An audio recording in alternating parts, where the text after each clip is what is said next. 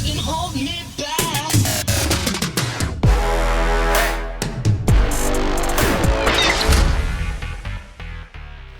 Hey guys, welcome to Influencing the Right Way with the Viking. And with me I've got Sarah Sloan. How you doing, girl? Yeah, wonderful. So as the name implies, influencing the right way, we're talking specifically to people in the fitness industry. So people, if you're a personal trainer, if you're a coach, if you are an instructor at a studio, or if you're actually just a fitness influencer online, right? You're giving information to people. It doesn't matter if you are cultivating your own brand and working with other people in the fitness industry. We have developed an incredibly useful set of strategies and small tactics to help make sure that you are successful in the only thing that actually matters, which is getting people results. Yes. So this podcast is not for how to stack a bunch of cash real quick. It is not for how to look cool. As a matter of fact, a lot of the things that we will go through are like the anti-cool. Yeah. They are the dorkiest things to do. But the reason we call it influencing the right way is because I do believe there is a right way and there is a wrong way to do it. So very briefly, I own a chain of supplement stores and then as well as an online supplement brand. Through the process of working with quite literally thousands upon thousands of different people, we have created this system of what are the things that will actually get people to their fitness goals. Mm-hmm. And although we sell supplements, right, this still goes the same for people have the same connection to whether it's your workout plan, it's just like following your brand, or it's joining your gym. Whatever that thing is, it's a step that people are taking repeatedly, more than once, to help get healthier or to get fit. Mm-hmm. The reason why I know that this is also so helpful is because about 3 years ago, we were in a rough spot. And it took over the course of the last really 2 years of us implementing these tactics rigorously, over and over, constantly improving them. We are now, I mean, without question, the fastest growing fitness brand out here in Arizona. It's incredible to see, not just numerically, how many, the revenue, how much it's gone up and how many new locations we've been able to grow, but really how many people we have been able to help and see that they have gotten incredible results. The reason why we're doing this is because we have to be very real about the fitness industry. Fitness industry is mostly employed and occupied by not exactly rocket scientists. I'm going to be very straightforward. Like myself, I am not a genius. I am a dude who lifts weights. But that's okay. The thing is, though, about the fitness industry, what does it take to be a personal trainer? Not much, right? You can kind of get started tomorrow, which means that the barrier to entry, this is like an economic term, the barrier to entry is very low. When the barrier to entry is low, it means that you're going to have a lot of passable options inside of that industry. I think that the biggest thing that changed for me, and I believe us as a team, was we see what we do the same as being a medical doctor. It really is genuinely that important. We joke around a lot and we have fun, but truthfully, at the end of the day, I'm working with people's livelihoods and their health and how long they're going to live and the quality of life that they're going to have along all of those years. So I want to raise the standard of what is acceptable inside of the fitness industry. Somebody who just decides, hey, I don't have a job right now, so I want to be a trainer and, I'm just going to tell them to do some push-ups. Like, that's not good enough. It really is not. Mm-hmm. You're not changing lives. You're not making people's lives better. You are the bare minimum of this. And it's not just trainers. It's all over. It's inside and out. It's supplement companies. It's a ton of different places. So our goal is to give this information completely for free. I don't want anything back for it. You don't got to buy my products. You don't got to do anything. What I ask is that you implement these tools to actually help people, and we raise the standard. Okay, that's enough of me talking. That was a bunch right at once. Sarah, what are we going to do here today? So the goal behind every podcast is we'll present a very common problem that a lot of fitness influencers, trainers, like you talked about, even business owners in the fitness industry, that they see that holds them back from actually being able to get people results. Yeah. And we'll solve that problem. We'll have like one or maybe two specific tactics that you can use to take away and use the next day to actually change that and see some results. Yeah, and I really want to highlight that it's about being specific. So like this podcast today, what is the problem that we're solving today? So today is retaining customers and clients. Cool. This is so important because if you are a trainer or you are an influencer, you're a coach or whatever, you know what it's like to constantly be chasing your tail, right? You're constantly trying to find new clients, but then old ones are leaving. And that is a bad, vicious cycle to be in because you're constantly working on ascertaining clients, which means that time and energy is not spent on getting people results. And it's actually the fact that you are not getting people incredible results, which is why they're leaving. Yep. So it really is this like dog chewing its own Vicious tail circle. thing. Yeah, vicious circle. How are we going to fix that? What are we going to do that's going to allow those customers to stay with us? And like I said, whether it's buying your supplement or it's buying your workout plan or training with you, what is it that's going to make them stay there? So go ahead. Yeah. Well, to start, you have to have the right intent to actually get the customers and clients that you do have results, which means you need to know exactly what results they want to see. Yeah. You have to know what goal they're shooting for, so then you can create the exact plan they need to in order to get there. And I hope that that part is like fucking bare minimum for everybody. Everyone should know that. That everybody gets that if you are training someone or you are selling them a supplement or you're giving them a workout plan, you need to know exactly what their goal is. And that's not what we're going to talk about today. Yeah. Because I'm hoping you've already got that, that you know that if they want to gain muscle or they want to lose body fat or they want to decrease their resting heart rate, whatever their goal is, you are prescribing, remember again, like a doctor, exactly what they need to be doing to get to that fitness goal. Now, what we're going to hone down on today is something that we call the hot button. Yeah. Yeah. This is what I mean when I say you're going to sound dorky sometimes, because we genuinely get excited about it. So the hot button is the term that we use for what is the precise reason why this is that person's goal. So if their goal is to lose 10% body fat, why is that? Did they get divorced? Are they just now getting, like they get fired at work and they have low self-confidence? Did they get cheated on? Did they used to be an athlete, then now they've got a little older and they've packed some weight on, they feel uncomfortable? It's an infinite number of different things. But we are going to find out with every person, what is that deep down, and this is the pivotal word here, emotional connection to their goal. Why would you want to find an emotional connection to their goal? So the emotional connection is going to be a lot harder to find. But the reason why you need to find it is everybody knows this feeling. You go to work and you've got 20 tasks you got to get done. And you view them as tasks. And you go there and you're like, oh, fuck, I need an extra coffee. You're just, you procrastinate them, you push them off, you don't want to do them. You're not inspired to do them. You're not giving it your best work. Everybody has had a job where you just do the shit there, but it's not really getting done, not well. But that's because you don't have a deeper emotional connection to why you're doing the work. Everybody on the flip side knows you have done something in your life where you were so deeply connected and committed to it that it was like you couldn't stop thinking about it. Yeah, and no matter how hard it got.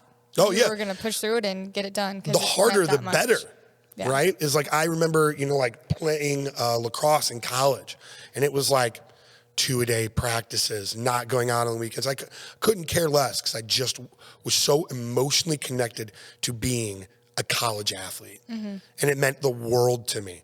And so, I didn't dread going to practice. I was there 15 minutes fucking early trying to do this thing. That right there is the exact same way you need to have every single one of your clients thinking about what your product is. And that could be, like I said, a little supplement that you sell. It could be a training program that you put together for them, or showing up to actually train with you. Or again, if you're a fitness influencer, being excited to see your next post, right? They need to understand the deeper emotional connection to why they're doing it. Yeah, and just like with anything, if you can't focus on the thing you're doing, right away, whether that goal is losing body fat or muscle, you're only going to stick to it for so long. Oh, yeah. But if you have that emotional connection to it, 2 years later, you're going to be sticking to the same thing because And just like most people, they have to be reminded of it, right? So let's before we jump into the details of how we're going to find this thing out and how we're going to do all of it, I want to imply the urgency of applying this tactic right away, because the sooner you start doing it, don't forget, this is just like working out. You're going to suck at finding people's hot buttons to begin with. You're going to have to get better and better at it over time.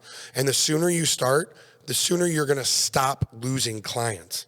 People will just start rebuying whatever it is you have because they are emotionally connected to it. Yeah. And that is going to change your entire life, your business and the client's life, the sooner that you can make this emotional connection. Yeah, so like literally right now, if you've got a client, a follower, or whatever, like reach out to them. Start talking to them. Just start talking to them. Figure out why they're doing this. Open it up. Okay, so now let's actually, we call it the hot button. Let's go through the details of how we figure this thing out. Because, and I'll start with this, Sarah, you know this from just the thousands of people you've worked with. How many people do you think actually know what their hot button is when they come in? Maybe 10%. Very few. Yeah, if that. Yeah. Some people do know. There's a select few people who, like, the mom who just had her third kid and the weight isn't coming off, right? And she's insecure about how she feels. She knows. But you can tell they've never said it out loud before. Well, yeah, that's the difference. They may kind of, but they're not articulating it and talking about it to anybody. Yeah. They just say they want to lose some body fat. Yeah. But the real thing is, and actually, you know what? Let's dive deeper on that. The mom who's had her third kid, who has body fat that's not getting off, it's not the body fat, it's the way her husband looks at her. It's even more emotional than that. That is the hot button. I want my husband to look at me the way he did when we first met. Yeah. That's the hot button. And that hot button, she may not know, right? And so when we say hot button, we do not mean surface level stuff here. I mean deep, intimate things that you would only tell your closest friends. That's how deep this has to go. How do we go about getting people to that place? What are the things we got to do? Well, you can imagine if it's that deep and emotional, there's got to be trust between the two of you. Yeah. You wouldn't just walk up to a stranger and tell them something you've never told anyone before. Yeah, it would be super weird. Yeah. So how would you gain trust with someone in order to ask them questions like that? So this is like the ethereal, huge question of all times. Like, how do you build trust with people? A very long, slow, and rigorous process. Yeah. And it sucks, but it's the only way is to know that it takes time. But there are a couple of things that you can do. The first thing that I really like to think about is applying vulnerability from your own side. People are much more willing to open up to you after you've opened up. So that means that you need to be in touch with your feelings. You need to know your own hot button. Yeah, you need to know your own hot button. And, so I tell people this all the time. This is kind of like my running joke is, I'm always trying to get bigger and put on more muscle. And the reason stems from an insecurity that all of my closest friends, there's like 3 of them, my close guy buddies, are all minimum 6'3", 250 pounds. They're just ogres. So when I'm out hanging out with them, I'm the dwarf, right? I'm a big guy, but when I'm with them, I'm a little boy. Yeah. And there is a deep emotional insecurity to that propels me to like, I gotta go to the fucking gym. Like, I gotta do this because I do not want to feel that small. Yeah. You know what I mean? And the connection is even more than that. You don't want to be out with them and feel insecure and not confident. Exactly. And so that's where it's stemming from. And so if I can open up about that to a customer and have that conversation, it lets them know that like, hey, I'm here to really connect with you and be your friend. But then also, as soon as somebody opens up like that, the immediate human response is to like kind of want to match that. Yeah. And open back up. Like we actually all do that. As soon as somebody else is vulnerable, we like want them to not feel bad or something, or we want to like ease that a little bit. So then we open up too. Like, hey, I'm not perfect either. Yeah, exactly. And that's a great place to start, right? And I do not mean come out and whine and cry and bitch about all of your Not problems. complaining, way different. Yeah, way different. We are not complaining about our problems. We're just being honest about what our vulnerability struggling is. with. Yeah, what your struggles are. Yeah, what I found to be super helpful is also just stating your intent with it. Yeah. Like, hey, I'm only asking this because I know for a fact when I know this, we're going to get you results like crazy. Yeah. I'm going to be able to keep you motivated. And you, even when you identify it, you're going to be able to, on those tough nights when you're really tired, find that discipline inside you to get this done because you know how much it actually affects you. Yeah, you're going to hear us say that a lot, but stating your intent, that you can't do it enough times. And over is like, hey, I'm asking you this because I have your best interest at heart. And if you follow through with it, we're going to get you to the promised land. Yeah. You know, and that's where I want to see you. Because unfortunately, nowadays, like, people do things with an ulterior motive. And so when someone comes to you, even if their intent is right, you just assume they're doing it for a shitty reason. Oh, yeah. Most of it, especially, and I hope everybody hears this, especially in the fitness industry. Yes. Because, again, like what I said, the standard for what is acceptable in the fitness industry is very low. Very low, which means there's a lot of charlatans and snake oil and bullshit. So, of course, everybody's going to be skeptical. Like when I opened my supplement stores, I mean, my close friends, most of them would not shop with me because going into a supplement store just sucks. It's people selling you shit you don't need. You have to like really take your time and tell them over and over, like, hey, I just want you to get the best results that you can. And the best way that I know how is let's find out what is your deep internal driver. We call it your hot button. What is it? Let's talk about this. What else can we do to help build that trust a little bit? So stating your intent, being vulnerable. I think if you just start with those after that, it gets complicated, I feel like. There is a little bit of a wiry mess on there, but I think that another thing that you can really do that's going to help out increase that trust is, and kind of boring here, but consistency. Oh, yeah. Doing and saying the same thing over and over again is what builds trust with people. So if I tell you one time, like, hey, this is what you need to be doing, and then 2 weeks later, you need to be doing this, and then that does not bode well, because then it kind of seems like I'm just trying to sell you this new thing, or I'm trying to persuade you on to, maybe you didn't like the first one, so you'll like the second one. People are not dumb. People know every sales tactic. They can smell a used car salesman from 1,000 miles away. But if I talk to you 5 times and none of the times you bought from me, and every time I tell you you need to be doing this exact same thing, that builds an incredible amount of trust. Like, there's no new moves here. There's no new tactics. The world still works the same way. I would say even more importantly with that is the consistency of just your follow-ups. Like if you were to get someone's hot button and then just like not talk to them for a week, like that's like you opening up to, like your boyfriend or girlfriend about something intimate. And then not getting a text back. Like, yeah, like that's awful. That's the same thing. You know what's funny? We should talk about, that's actually worse. If you get somebody to open up, you get their hot button, you get close with them. And then you ghost them. And then you ghost them.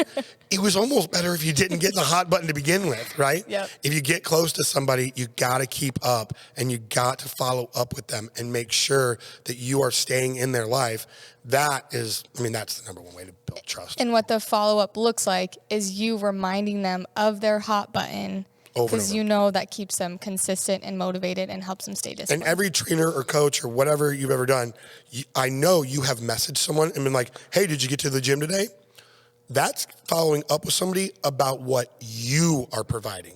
You're talking about you with that. Hey, did you get into my gym today? Did you do my workout today? Did you take my supplement today? Right? That's what you're saying. That's not what they're hearing. But if you say something along the lines of, hey, are we one step closer to being a confident person today? Hey, are we fighting those inner demons today by pushing the weight around? If you are consistent about pushing the hot button, which is their internal driver, and not focusing on your thing, that is going to get them going. That's going to keep them motivated. And then to tie this all up, the reason why we do that is because ultimately, if your client is seeing results, your follower understands exactly what your intent is, whatever it may be, they're going to get results and they'll never leave you, ever. And let's say, you're a trainer right now and you got 10 clients. you probably have an attrition rate of somewhere between 20 and 30% over a month period. You lose 1, 2, 3 people. I will promise you, if you apply this now, over the next 90 days, you will grow your business by 25%. Because you're always growing. You're always gaining 1 or 2 new people. But if you can start applying the hot button to all of your current clients, every single one of them, deeply, and take the time, it is going to kill hours of your week. But if you do that, you don't even have to go out and be marketing. You got to have a new business plan. You don't have to have a new product. Do the same thing that you're doing right now. You can do the same thing you're doing now and increase your business by 25%. Yep. And, I want to give a personal example. There's a guy, his name's Tom. This was when I was still working in the stores. He was a car salesman at Land Rover Jaguar. It's like a hybrid one, it's pulled together. He had just got promoted. He was working in like the Bay Area or whatever they call it. And then he had moved up to being a salesman. They'd give him the opportunity to do it. And he was failing miserably. Like, could not hit his numbers, could not do the things that they needed him to do. And he was so stressed out about it. So actually what he was coming in for, I remember this, the reason he came into my store was he was coming in to get something to help him sleep. He needed help like sleeping at night. Then after long conversations, finding out goals, finding the hot button, his hot button was that he was supremely insecure about how much weight he had gained over the last couple of years. So now he was in this new job where he had to get up and talk to strangers and sell them a product and do all these things. But he was like uncomfortable and overweight. Worried about the way he was looking or? And remember we talked about he was constantly tugging his shirt, doing this thing where you're like trying to not let it be on your body fat. And after that conversation, we got to talking about exercising, weightlifting, increasing his protein consumption. After a couple months, he had dropped some weight, more confident, could start selling more. I mean, literally a perfect example of how all I needed to do was really get to know this dude, find the hot button, and then that propelled him forward. Yeah, so for me, I connect really well with females, obviously. Obviously. And so, a lot of times I'll see, it's a confident thing or whatever it may be. But even with females, like we have kids and we don't have the same body afterwards. Or even like one of the most recent ones I've had is I had a girl who wanted to have children but didn't feel comfortable with the body fat she was at in order to have children. Oh. And so, that's different. Yeah. And she, I got her to open up about that and then checked in with her like almost every day and didn't connect with her on like nutrition, anything like that, which is like, hey, how are you feeling with, the hot button that we talked about? Didn't say that to her, but you know what I mean? And now she's messaging me and she's reaching out to me and figuring out what else she can do and how else she can get to her goals quicker. Cause she knows that if she does those things, she'll be able to have kids when she wants to. And feel good about it. Feel confident about it. Exactly. Okay, so that's the podcast. I'd want to keep these relatively short because I really want to state a problem that I know people in the fitness industry are having. Give this simple solution. I made you a promise about where your business could go. Implement it today. And then what I ask is, if you listen to this, if you're in the fitness industry or if you're not, send this to someone else. Every other person in the fitness industry is not your competition. We don't view this at all as competition. If the guy down the road from me, who is another supplement source applying these tactics, I would thank God because he would be getting more people results. Like our goal is altruistic. It is to let people live healthier, happier, longer lives. That's it. Yeah. If we did that, we did our jobs. And I promise you, if you do that over and over and over again, the money will come.